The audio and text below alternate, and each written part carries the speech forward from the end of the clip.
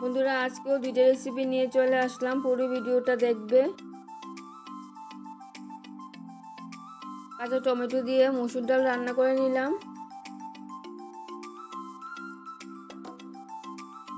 মসুর ডাল নিয়ে নিলাম, ডালগুলি ধুয়ে হাঁড়িতে বসিয়ে দেব। আর নিয়ে নিলাম 3টা কাঁচা টমেটো। আপনারা টমেটোটা কম বেশি করে নিতে পারেন। মসুর ডালটা ধুয়ে নিলাম, হাঁড়িতে দিয়ে দিলাম। ডালের মধ্যে লবণটা দিয়ে দিলাম।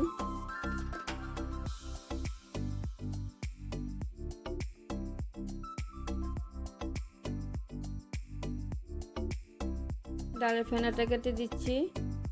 ফেনাটা কেটে দিয়ে ডালটা সিদ্ধ হতে দিলাম।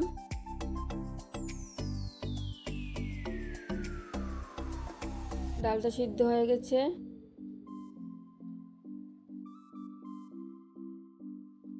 ডালটা ঘুটে নেব। টমেটোগুলোও কেটে নিয়েছি। আপনারা যেরকম সাইজে টমেটো কেটে নিতে চান সেরকম সাইজে কেটে নেবেন।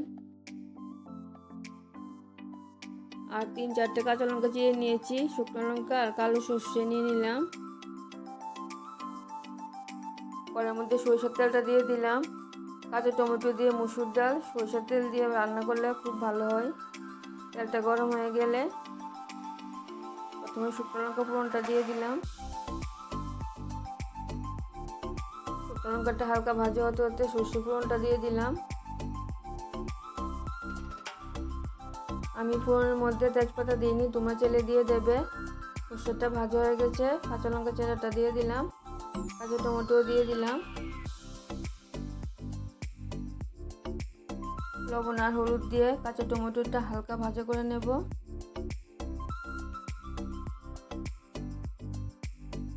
আমার রান্নাগুলি তোমাদের যদি ভালো লেগে থাকে তাহলে আমার চ্যানেলটাকে সাবস্ক্রাইব করবে। হলুদটাও দিয়ে দিলাম।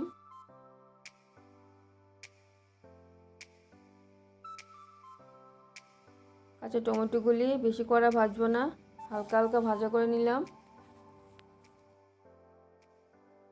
টমেটো টক ভাবটা ব্যালেন্স করার জন্য সামান্য চিনি দিয়ে দিলাম। চিনিটা দিয়ে আরেকটু কষিয়ে নিয়েছি।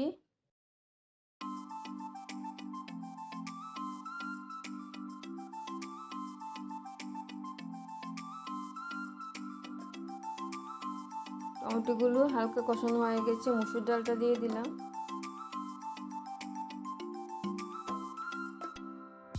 টমেটোটা সিদ্ধ হওয়ার জন্য ডালটা কিছুক্ষণ ফুটিয়ে নিতে হবে। তোমাদের কার কার কাঁচা টমেটো দিয়ে মসুর ডাল পছন্দ আমাকে কমেন্টে জানাবে। ডালের মধ্যে আরেকটু লবণ লাগলো দিয়ে দিলাম। লবণটা দিয়ে ভালো করে ডালটা ফুটিয়ে নিয়েছি। তোমরা ডালটা যেরকম রাখতে চাও সেই রকম অনুসারে ডালটা রান্না করে নেবে। আমি এরকমই রেখেছি, বেশি পাতলা না আর বেশি ঘনও না।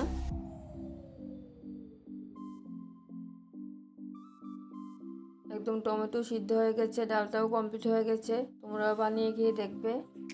কাঁচা টমেটো দিয়ে মসুর ডাল দারুণ খেতে হয়।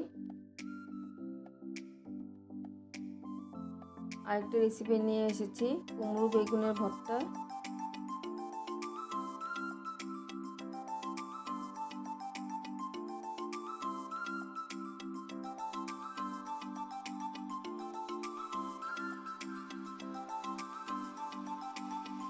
কুমড়ো বেগুন দিয়ে ভর্তা বানিয়ে নিলাম। না বানিয়ে খেলে বুঝবেন না, দারুণ খেতে হয়েছে।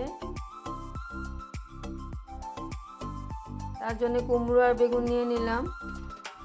বেগুনটা ছোটো ছোটো করে কেটে নেবো আর কুমড়োটাও কেটে নেব। সব কুমড়োটা দেবো না, অর্ধেকটা দিয়ে রান্না করব।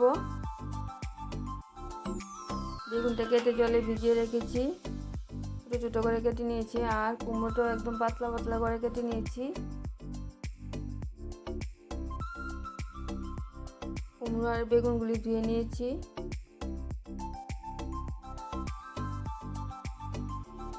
কড়াইয়ের মধ্যে তেলটা দিয়ে দিলাম।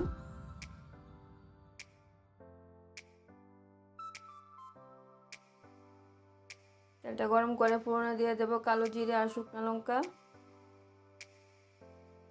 আর 2-3টা কাঁচা লঙ্কা চিড়ে নিয়েছি। তেলটা গরম হয়ে গেছে, ফোড়নটা দিয়ে দিলাম।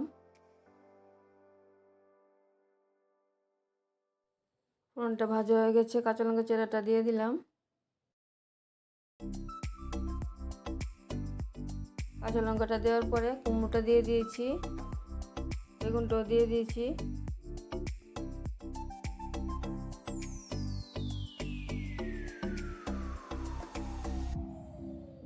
কুমড়ো আর বেগুনটা নাড়িয়ে দিলাম।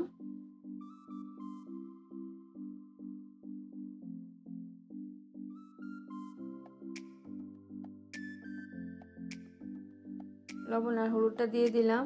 লবণ হলুদটা দিয়ে ভালো করে মিশিয়ে নিয়েছি। একটু সময়ের জন্য ঢাকা দিয়ে রেখে দিয়েছি।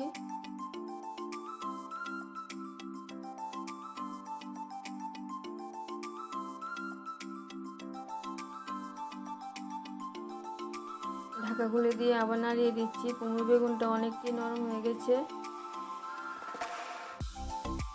এভাবে চাষনি দিয়ে একটু থেতু করে দেব। কুমড়ো আর বেগুনের ভর্তা রেসিপিটা যদি আপনাদের ভালো লেগে থাকে তাহলে আমার পাশে থেকে যাবেন। ভর্তাটা অনেকটাই হয়ে গেছে। ধনেপাতা কুচিটা দিয়ে দিলাম। ধনেপাতা কুচিটা মিশিয়ে নিয়েছি।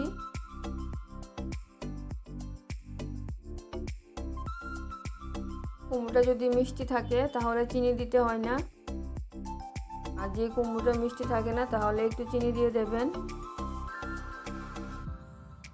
আমার এই কুমড়োটা মিষ্টি ছিল তাই আমি চিনি দিইনি। কুমড়ো বেগুনের ভর্তা একদম কমপ্লিট হয়ে গেছে। দেখা হচ্ছে পরের ভিডিওতে। সবাই ভালো থাকবেন, সুস্থ থাকবেন।